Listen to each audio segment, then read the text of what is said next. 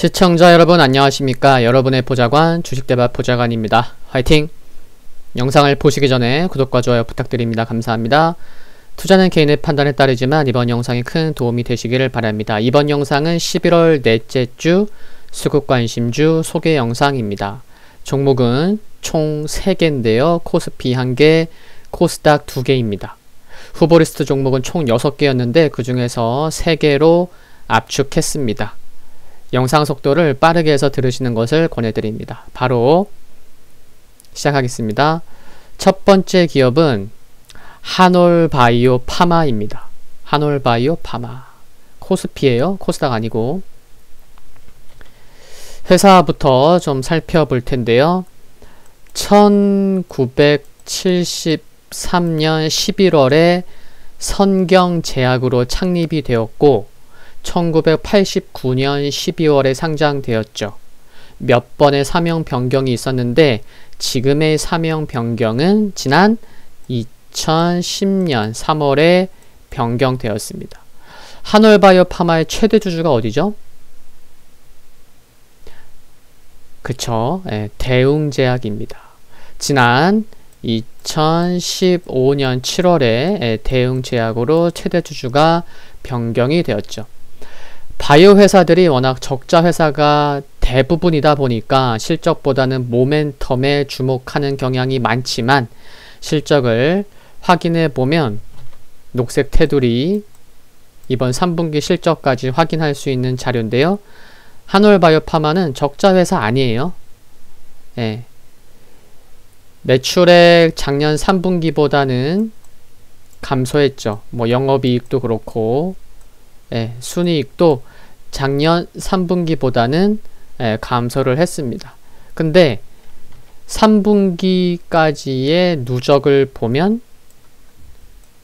순이익은 작년 3분기까지의 누적보다 큰 것을 알 수가 있습니다. 법인세 비용 덜 들어가고요. 그리고 여기 금융수익도 작년보다 큰 것도 있고 등등 해서 순이익은 작년 3분기 누적보다 크구나 라는 것도 확인해 볼 수가 있고요. 그리고 며칠 전 목요일 진단을 통해서도 말씀을 드린 기사인데 이 부분 못 보신 분, 모르시는 분들을 위해서 말씀을 드리면요. 최근에 온라인으로 진행된 2020년 미국 안과 학회가 있었죠. 한올바이오 파마가 발표한 안구 건조증 치료제 임상 3상 결과 발표 포스터가 베스트 포스터로 선정되어서 목요일 상승 배경이 되기도 했죠. 지난 10월 말에 주식 매수 선택권 공시가 있었고 공시에도 어느 정도 설명은 나와 있는데 이 공시 11월 초에 좀 더 쉽게 이해할 수 있고 좀 더 많은 내용의 관련 기사가 있었습니다. 말씀을 드리면요. 올해 2번 스톡 옵션을 부여했죠. 지난 7월 그리고 10월 말. 10월 말에는 30만 5천 주였고요. 행사하기 위한 조건을 보면 3가지가 있다고 말씀드렸잖아요. 일반형이 있고 조건 강화형이 있고 도전 목표형이 있는데 일반형은 특별한 조건 없고 도전 목표형은 개인이 설정한 도전 목표인데 반해서 조건 강화형 11만 주를 행사하기 위해서는 지금 주가가 4만원이 채 안 되는데 3년 후인 2023년 11월 이후 주가가 5영업일 이상 65,200원을 넘겨야 받은 스톡 옵션을 행사할 수 있거든요.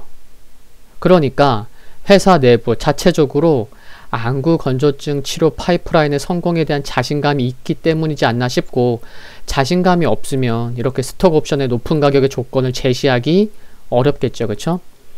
향후 모멘텀으로는 역시나 자가 면역 질환 치료제죠. 해외 경쟁 기업인 덴마크 알제넥스가 올해 말 미국 FDA로부터 자가 면역 질환 치료제 승인을 받게 되면 한올바이오 파마가 개발 중인 자가 면역 질환 치료제의 가치가 덩달아 상승할 것으로 전망이 됩니다. 이유는 같은 계열의 치료제이기 때문인 거죠. 또한 한올 바이오파마의 자가 면역 질환 치료제 경우는 향후 갑상선 암병증 치료제 시장에서 베스트 인 클래스 최우수 제품으로 등극할 것으로 기대되는 점도 긍정적으로 보입니다. 이제 수급과 기술적인 흐름을 살펴보면요. 우선 일별 수급을 보시면요.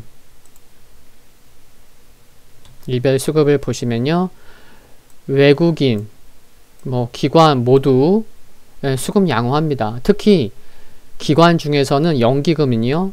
11월 셋째 주도 연일 매수했지만 조금 내려서 보시면요. 지난 11월 9일부터 무려 10거래일째 2주 연속 하루도 쉬지 않고 매수하고 있는 것도 알 수가 있습니다. 연기금 특히나. 네, 그리고 금요일날 좀 주춤했지만 목요일날 4% 상승할 때 외국인과 기관이 눈에 띄는 10만 주 이상 함께 들어오는 모습도 주가가 좀 올라온 상황에서 크게 들어온 것도 긍정적으로 보이는 부분입니다. 한편 최근에도 좀 연기금이 사고 있지만 공시는 아직 없어요.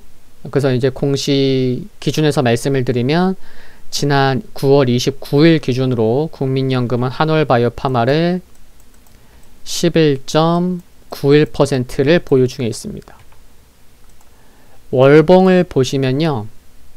추세를 돌파하기 직전이죠. 돌파를 해야 되는 상황이고 이제 11월 이후 38,000원을 강하게 돌파를 하면 추세선을 돌파하는 긍정적인 모습이 나올 수 있다는 것은 긍정적으로 보이고요. 주봉을 보시면 이처럼 38,000원에서 4만원 수준에서는 물량 소화 과정이 필요하다고 생각됩니다. 근데 일봉 돌아와서 보면요. 이처럼 거래량 아래를 보시면 11월 들어서 파랑색의 외국인, 빨강색의 기관이 함께 쌍끌이 동반 매수를 보이고 있는 점은 38,000원, 4만원 물량 소화 과정이 필요한데 11월부터 이처럼 동반 매수가 들어오는 것을 보면 결국에는 이번에 좀 돌파하지 않을까? 이런 긍정적인 생각을 갖게 된다는 거죠. 참고로 11월 들어서 외국인과 기관이 함께 매수하고 있잖아요. 그러면 11월 들어서 한번 수급도 봐보겠습니다. 누적 순매수 해서 11월부터 보면 그쵸? 11월 2일부터 11월 20일까지 보면 누적이에요. 금액으로 외국인이 약 100억 정도 매수했고 언제요? 11월 들어서만 기관은 11월 들어서만 314억 원을 순매수하고 있는 것도 알 수가 있습니다. 특히 기관은 금액이 적은 금액은 아닙니다. 그렇죠? 11월 넷째 주 일주일만을 놓고 보던 1차 목표가는요. 4만원 제시하고 단기적인 관점에서 선절 및 비중 축소를 고려해야 할 가격은 종가상 34,900원을 강하게 지켜지지 못할 시로 대응하시면 될 것 같습니다. 화이팅입니다.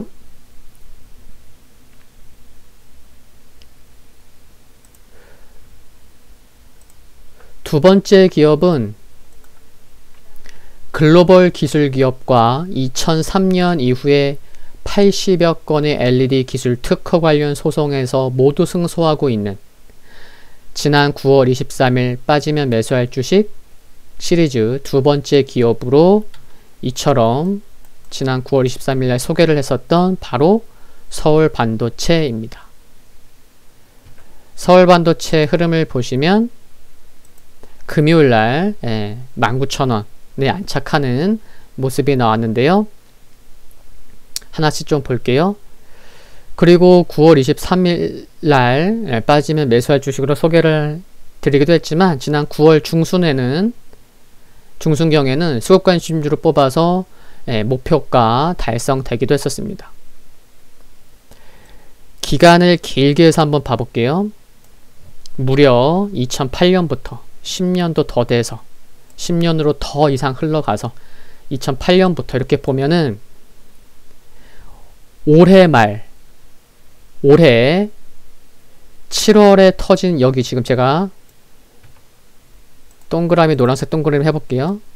이 거래량, 올해 7월 말 터진 이와 같은 거래량은 지난 2008년에 서울 반도체가 이와 같은 상승 파동이 나올 때 상승 초입에 터진 거래량과 유사한 수준의 거래량이었을 정도로 의미가 있다고 말씀을 드렸었죠. 지난 9월 23일 빠지면 매수할 주식 두 번째 기업으로 서울 반도체를 소개할 때 거래량은 속일 수 없잖아요. 그쵸?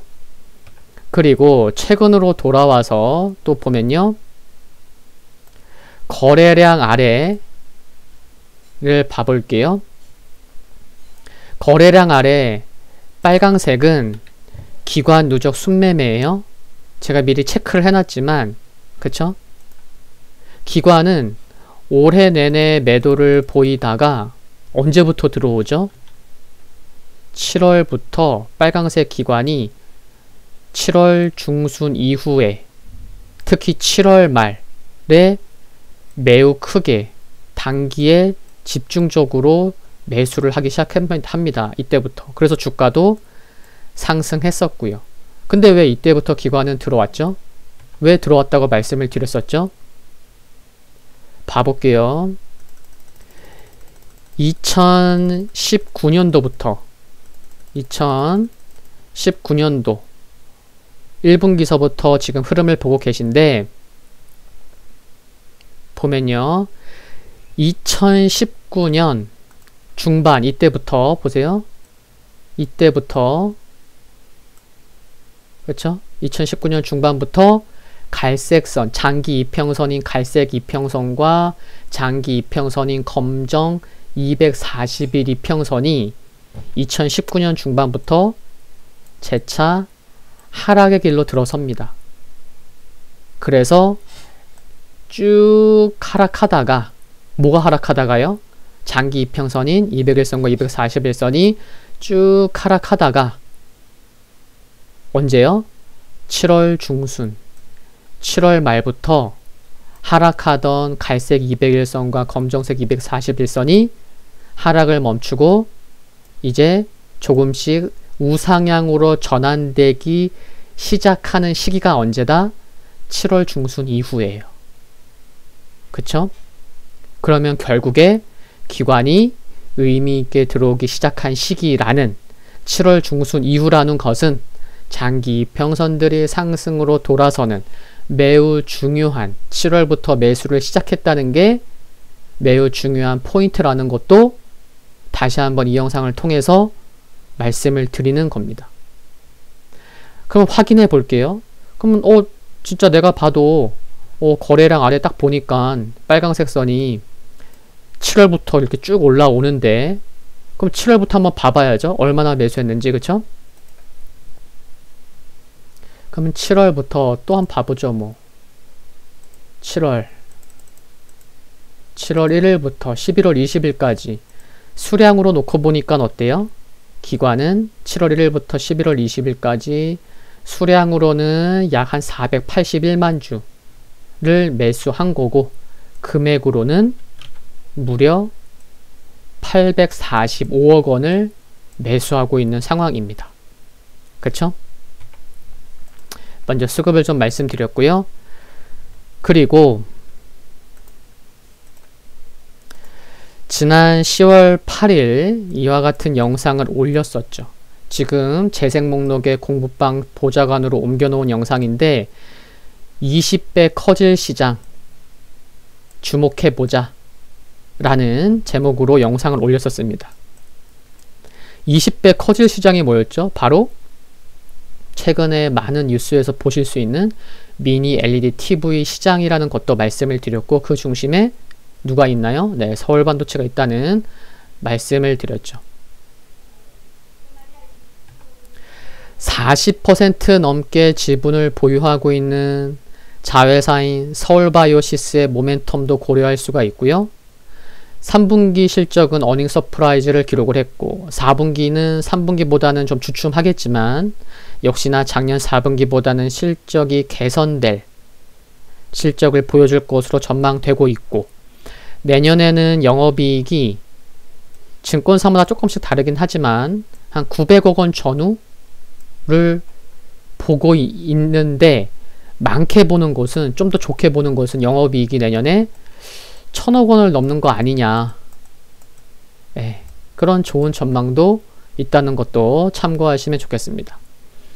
중장기로 좋게 보지만 이번 주 11월 넷째 주만을 놓고 보는 1차 목표가는 23,300원을 제시하고요. 단기적인 관점에서 손절 및 비중 축소를 고려할 가격은 종가상 18,400원을 강하게 지켜지지 못할 시로 대응하시면 될 것 같습니다. 화이팅입니다.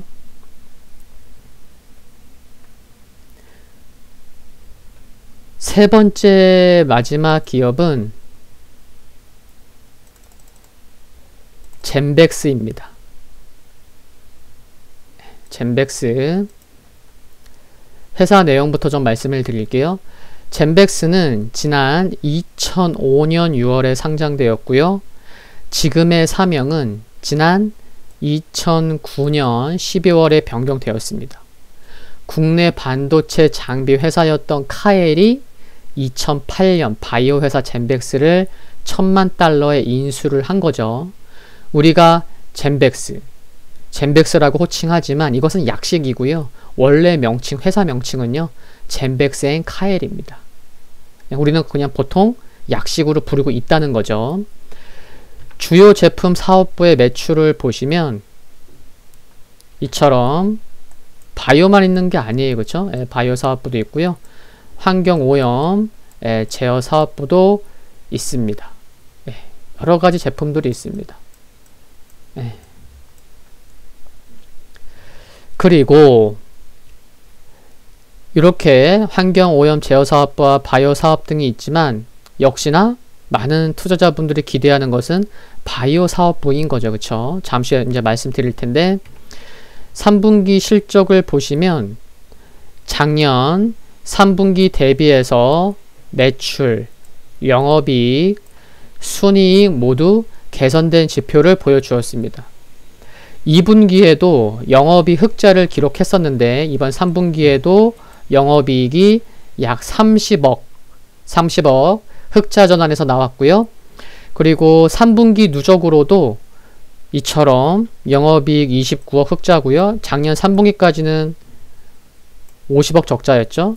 순이익도 작년에는 적자였는데 올해 3분기까지 흑자 지속 기록 중입니다. 그리고 바로 중요한 일정 바로 말씀드리면 이 자료는 뭐냐면요. 11월 넷째 주에 여기 적혀 있죠.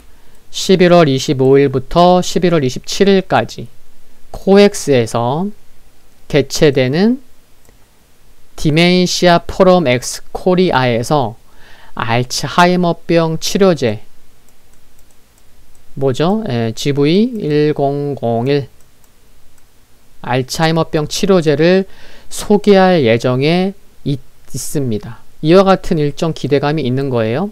일정을 앞두고 있다는 것이 긍정적인 부분이라 생각이 들고요. 젠백스는 현재 전립선 비대증의 경우 현재 국내 3상 임상 시험을 진행 중이고 알츠하이머병과 관련해서는 국내 임상 2상을 통해 치료 효능과 안정성을 확인한 만큼 올해 안에 국내 임상 3상에 진입하기 위해서 식품의약품안전처에 임상시험 계획서를 제출하기로 했죠. 제출할 계획이고 또한 내년 상반기에는 미국에서도 임상을 시작한다는 계획을 세우고 있는 것도 참고하시면 좋겠습니다.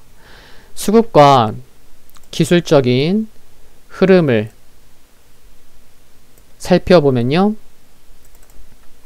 거래량 아래 빨강색이 기관이잖아요. 기관 보시면 지난 이처럼 7월부터 꾸준히 지분을 늘리기 시작했고 7월부터 그리고 파랑색 외국인은 10월 말부터 매수로 돌아선 것을 알 수가 있습니다. 일별 수급을 봐볼게요. 일별 수급을 보면 외국인은 7거래일째 연속 매수를 보이고 있고 기관은 4거래일째. 일단 기관은 뭐 7월부터 꾸준히 매수를 해온 거고요. 최근 들어서는 외국인 수급이 더 눈에 들어옵니다. 그쵸? 그러면 7월부터 기관이 매수를 했다고 보여드렸는데 한번 수량 금액도 한번 확인해 보죠. 그쵸? 7월부터 순매수 누적으로 그쵸? 여기 보면은 금액으로 바로 볼게요. 7월 1일부터 11월 20일까지 젠백스 금액 외국인은 약 109억 원을 매수했고요. 기관은 243억 원을 매수하고 있습니다. 수량으로는 외국인이 46만 주, 기관이 11월 셋째 주까지 100만 주를 넘은 거고요. 1년 정도의 흐름을 보시면 아래로는 약 19,000원, 위로는 약 27,000원 이라는 박스권에 갇혀 있었죠. 딱 눈에 보셔도 보이죠? 제가 이미 좀 체크를 해놨고 근데 최근에 외국인 그리고 기관이 뭐 7, 8월만 산 게 아니고 꾸준히 관심을 갖고 지분을 조금씩이라도 늘리고 있음을 보면 조심스레 결국에 박스권을 돌파하는 게 아닌가? 돌파할 가능성도 열어둘 수 있지 않을까? 그런 생각을 해볼 수 있는 것 같습니다. 시기적으로. 참고로 국민연금은 지난 9월 28일 기준으로 5.05%를 보유하고 있습니다. 젠백스가 시가총액이 작은 기업이 아니에요. 시가총액 금요일 기준으로 1조 300억입니다. 예, 작은 기업 아니라는 것도 참고하시면 좋겠고요. 이번 주만을 놓고 보는 1차 목표가는 28,200원 제시하고요. 단기적인 관점에서 손절 및 비중 축소를 고려해야 할 가격은 종가상 24,600원을 강하게 지켜지지 못할 시로 대응하시면 될 것 같습니다. 화이팅입니다. 11월 넷째 주 수급관심주 소개 영상은 여기까지입니다. 중간점검 영상은 수요일 장중에, 최종 리뷰 영상은 토요일 낮 12시에 업로드 됩니다. 참고로 수급관심주 선정에 앞서서 후보리스트 종목 영상은 멤버십 등급 중에 보좌관 절친, 가족에 가입하시면 확인해 보실 수 있습니다. 매주 일요일 낮 12시경에 업로드하고 있습니다. 구독과 좋아요 부탁드립니다. 영상물 아래에 좋아요 클릭은 큰 힘이 됩니다. 성공 투자를 기원합니다. 건강 유의하시고요. 다음 영상에서 뵙겠습니다. 감사합니다.